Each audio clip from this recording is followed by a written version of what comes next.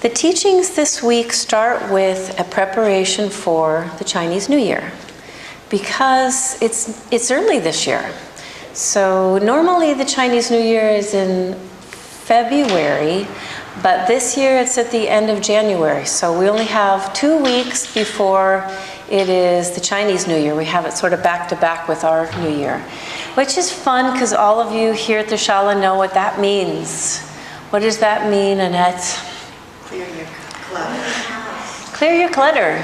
So every year I really look forward to this, and I hope my energy is so big and inspiring that it inspires you guys. Every year you just have your own excitement around it, but we read the book Clear Your Clutter with Feng Shui by Karen Kingston every year. So you have to get yourself a copy, and then you could loan it to people maybe, or just get them their own copy, because you need to make sure you have your copy. I loaned mine out again this year and it's gone, so I have Mary's copy.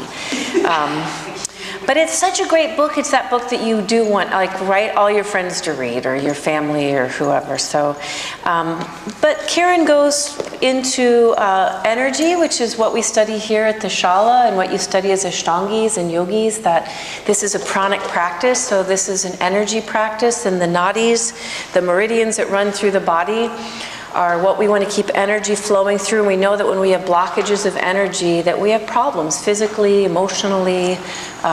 We run into all kinds of problems. So the yoga practice is meant to be like acupuncture, to keep those nadis flowing with energy, like an electrical circuitry that's like reaching into the edges of our body. So this time of the year, it's a good reminder for us to realize that not only do I have energy in my frame and my body that I have to keep healthy, but also I have energy that extends from me into what I've created, what is my life. This is my container that I have to keep healthy and energy flowing, but this is my container. And my home is my container, and my car is my container, and this beautiful ocean across the street is my container. And so almost think of it, when you see those beautiful pictures of the human body and the meridians or the nadis that run through them, kind of think of your meridians running out into the things that touch your life, that you touch in your life. So something as simple as a Shala, you know, the energy that's here has to do with my energy and my relationship with each of you. We have our own energy between us. And this is a time of the year when we sort of evaluate all that, and we look at where is energy flowing good between Tamara and I, or where in my life is there energy flowing that's not flowing, or that's not working. And you know, the energy of the ocean, am I, you know, spending my time at the ocean? There's a good energy with nature there. My house, you know, it's so fun to look at clutter, because we can either diagnose it one way or the other. Either where there's things stuck in my life where I'm sort of feeling stagnant in my home, or stagnant in something in my personal life that feels like home to me, or just looking around my house and just seeing where there's junk. Or the other book we're recommending this year is the Life-Changing Magic of Tidying Up by, this is by a Japanese lady, Kondo, K-O-N-D-O. And this one is fabulous as well, because she kind of gets into like why we keep things that don't really serve us anymore, you know. And one of the main things she says is we really should surround ourselves with things that we love, you know. And if things are broken in our life, we don't love them, we're not using them, you know. The things we keep that are broken are things that don't fit us, or things that we bought and it's expensive, but it never looked right on us, so we keep it around, or you know, all that crazy stuff that we don't realize, like all the reasons why we keep clutter in our lives, or let things like kind of weigh us down with all the stuff in our life that doesn't serve us. So, so just a great time for you to like look out into the energy all around you and see what energy is serving you, and honor that this time of the year, and what energy is not serving you, and let it go.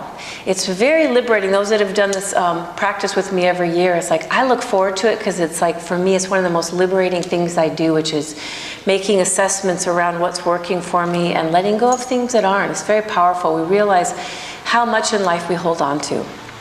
And Karen's book is great because she really helps take it from like the physical space of like this room and my home and my office and my files and my bank account, to also the energy of relationships and the energy of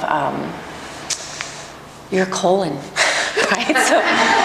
She always gets all the way through the book. By the time you've done all this energy clearing and clutter clearing, you get to the colon, you're literally excited about your human body, like, yes, you're ready for a good cleanse, you know? So anyway, you guys have a couple weeks to have fun looking around your lives and really assessing things that are serving you and things that are not serving you in your life. We will honor the moon day is actually on the Chinese New Year's on a Saturday, the 28th. Our new moon, the way we're celebrating it, is on that Friday. So we won't practice that day, but that'll be the eve of the Chinese New Year, the way it fell this year, and then we'll do our puja on Sunday. So you guys can start preparing for that. With all the intentions we've been setting, it's just the perfect time of the year that they're so back to back this year. I love it.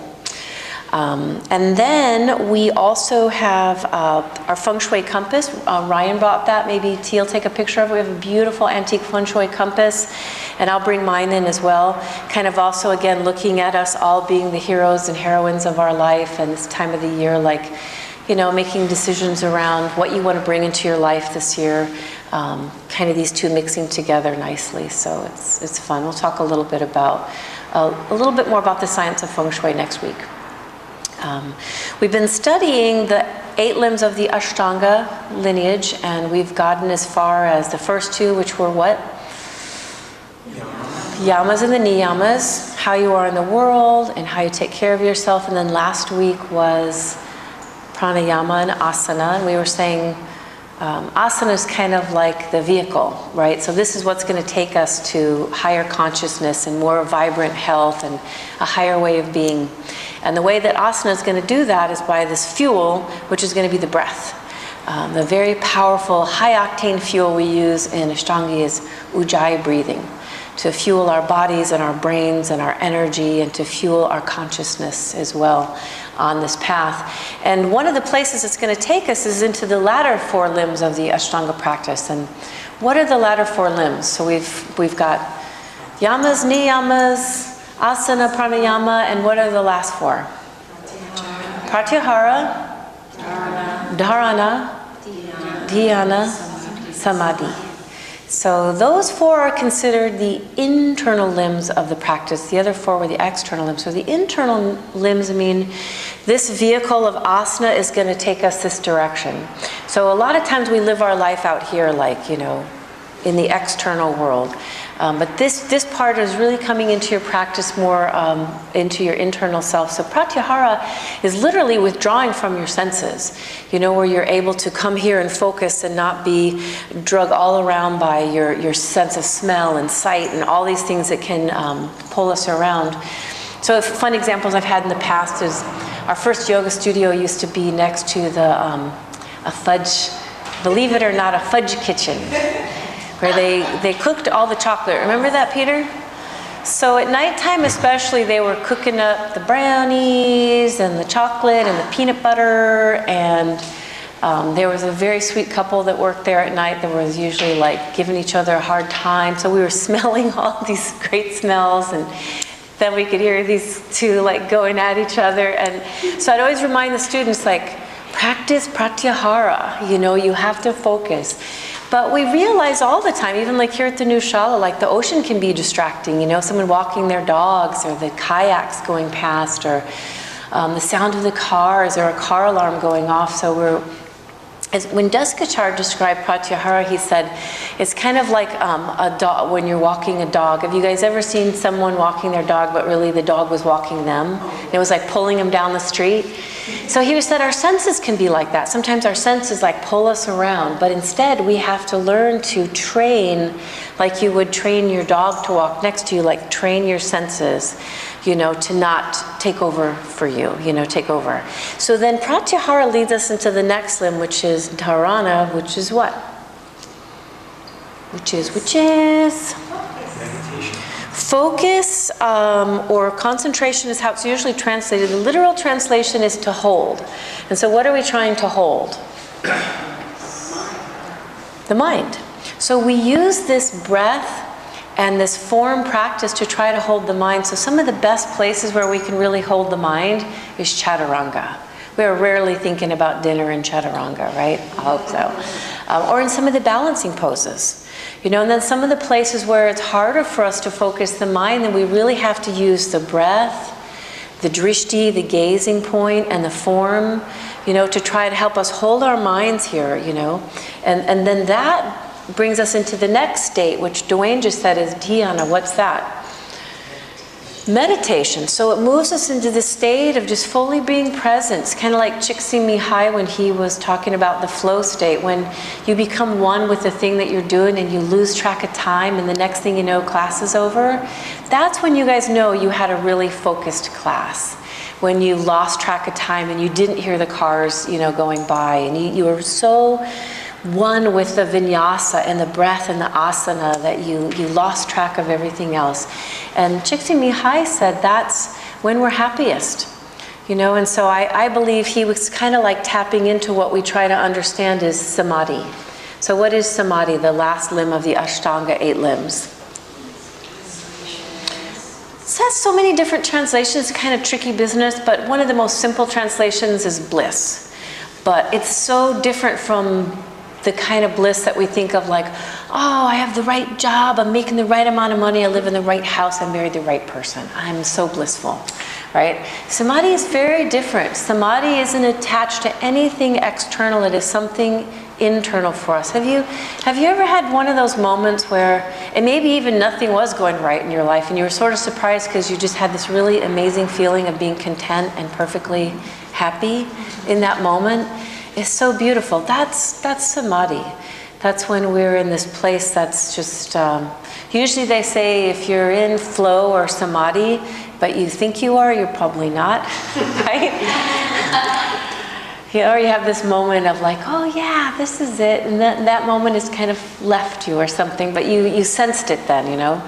So I think through this practice, which is really training us, it's training us to control our senses. It's training us to hold our mind. It's training us to move into this present moment. And when we do that, we find ourselves living more from the internal and bringing that into our life rather than the other way around.